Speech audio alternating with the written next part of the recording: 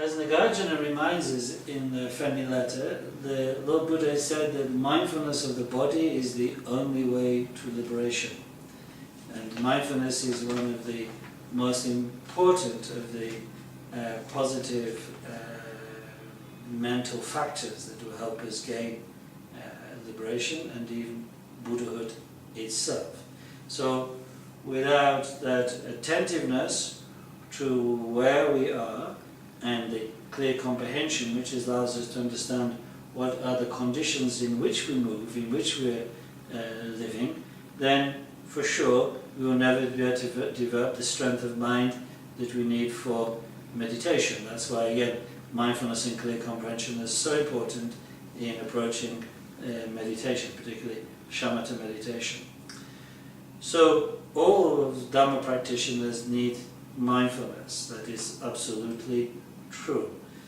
But if by this one thinks that the so-called mindfulness alone, divorced from the context of Dhamma, will bring the benefits that we're talking about in Dhamma practice, such as liberation from suffering, development of bodhicitta, and final Buddhahood, then it is not possible. Because without, as I said earlier, without a moral basis, and then without hearing the Dhamma, reflecting on the Dhamma, meditation will be impossible. And as mindfulness itself is only one of the factors involved in meditation, it's not the entire meditation, then it would be an utter mistake to isolate this one part of the Dhamma and say it can substitute for the whole Dhamma.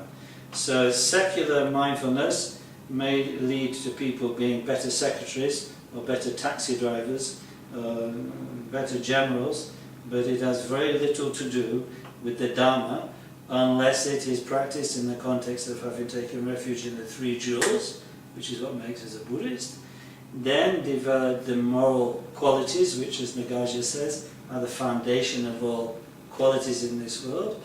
And then hear the Buddha's teachings in the sutras, the Vinaya and the Abhidhamma, and then reflect on them with logic and reasoning in order to achieve certainty, and then practice, if we're practicing just the ordinary path, shamatha and vipassana.